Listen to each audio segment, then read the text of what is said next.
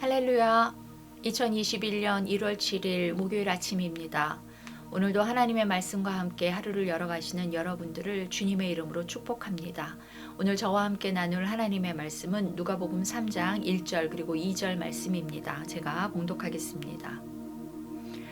디베리오 황제가 통치한 지 15해 곧 본디오 빌라도가 유대의 총독으로 헤롯이 갈릴리의 분봉왕으로 그 동생 빌립이 이두레와 드라고니 지방의 분봉왕으로 루사니아가 아빌레네의 분봉왕으로 안나스와 가야바가 대제사장으로 있을 때에 하나님의 말씀이 빈들에서 사가랴의 아들 요한에게 임한지라. 아멘. 사랑하는 신내교우 여러분, 2021년 새해 영상으로나마 새해 인사드립니다. 지난 한 해가 뜻하지 않는 코로나 상황으로 힘들고 고달픈 한 해였지만 잘 인내하며 여기까지 오게 하신 하나님께 감사드립니다. 모쪼록 올 신축년 새해에는 우리의 삶이 코로나 이전의 활기찬 삶으로 속히 회복될 수 있기를 간절히 소망합니다. 아울러 여러분의 가정에도 주님이 주시는 복과 은혜를 누리시며 또 나누시는 2021년 한 해가 되시기를 간절히 기도합니다. 말씀 나누겠습니다. 오늘 본문 누가복음 3장에서는 세례 요한의 사역이 소개되고 있습니다. 광야에 외치는 자의 소리의 주인공이면서 예수님의 길을 예비했던 세례 요한은 빈들에서 하나님의 부르심, 하나님의 말씀을 받습니다.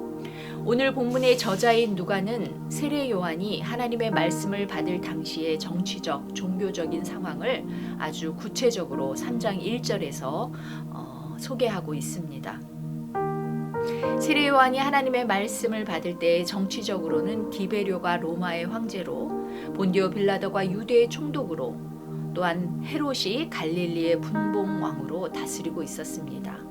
종교적으로는 안나스와 가야바가 대제사장으로서 이스라엘 백성들의 최고 종교 지도자의 자리에 있었습니다.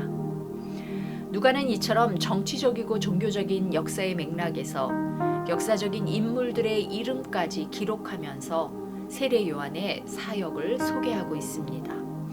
이것으로 보아 저자 누가는 아마도 세례 요한의 사역과 이후 앞으로 전개될 예수님의 사역의 역사성과 실제성을 이를 통해 강조하고 싶었는지도 모르겠습니다. 그러나 오늘 제가 여러분과 함께 묵상해보고 싶은 주제는 2절에 나오는 하나님의 말씀이 빈들에 있는 사가랴의 아들 요한에게 임했다는 말씀입니다. 누가는 오늘 본문 1절에서 로마 황제로부터 해서 유대 총독, 각 지방의 분봉왕까지 그리고 당시 최고 종교 권위자인 대제사장까지 소개하고 나서 이어 2절에서 하나님의 말씀이 빈들에 있는 요한에게 임했다고 기록합니다. 하나님의 말씀이 당시 정치적 지도자, 종교적 지도자들이 있었던 화려한 궁전이나 성전이 아닌 변방의 쓸쓸한 광야 빈들에 있었던 요한에게 임했다는 것입니다. 세례 요한은 황량하고 거친 빈들에서 기거했습니다. 빈들이란 유대의 황무지 땅 광야를 가리키는 말입니다. 그는 하나님의 소명을 받고 이스라엘에 나타나기까지 광야에서 지냈습니다. 광야는 철저히 홀로 지내야만 하는 고독과 인내의 장소입니다.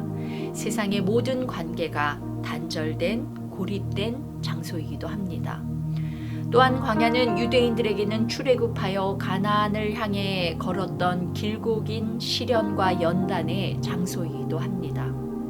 그들은 40년의 기나긴 광야길을 헤매다가 마침내 약속의 땅 가나안에 이르렀습니다. 그러므로 또한 광야는 새로운 시대, 새로운 삶으로 부르심을 기다리며 준비하는 소망의 장소이기도 합니다. 처절한 고독과 시련 과정 속에서 새로운 시대의 삶을 시작하는 희망의 장소이기도 한 것이죠. 이처럼 세례 요한은 어려서부터 이 광야에서 고독과 시련의 시간을 보내며 장차 오실 예수님의 길을 예비하는 자로서 준비하고 있었습니다. 그리고 마침내 하나님의 말씀은 말라기 이후 400년의 긴 침묵을 깨고 광야에 있었던 요한에게 임한 것입니다. 여러분, 하나님의 말씀과 계시는 홀로 외로이 광야에서 하나님의 때를 기다리며 준비하고 있는 이들에게 임합니다. 역사의 참주인이신 하나님은 세상에 막강한 영향력을 갖고 있는 권위자들에게가 아닌 겸손히 묵묵히 믿음 안에서 하나님의 약속의 성취를 기다리며 준비하는 자들에게 찾아옵니다. 이는 마치 하나님의 아들이신 그리스도께서 낮고 연약한 인간의 몸을 입고 오신 것과 같은 이치입니다. 말씀이 육신이 되는 놀라운 섭리입니다. 사랑하는 여러분, 하나님의 말씀을 기다리고 계십니까? 광야의 삶, 빈들의 자리에 거하시기 바랍니다. 분주함과 요란함으로 가득 찬 이 세상 속에서는 하나님의 말씀을 들을 수가 없습니다. 화려한 배경과 높은 자리를 쫓는 교만한 마음을 가진 자들에게 하나님의 말씀은 임하지 않습니다. 하나님의 말씀이 임하기를 기다리는 사람은 광야의 삶, 빈들의 자리에 있어야 합니다.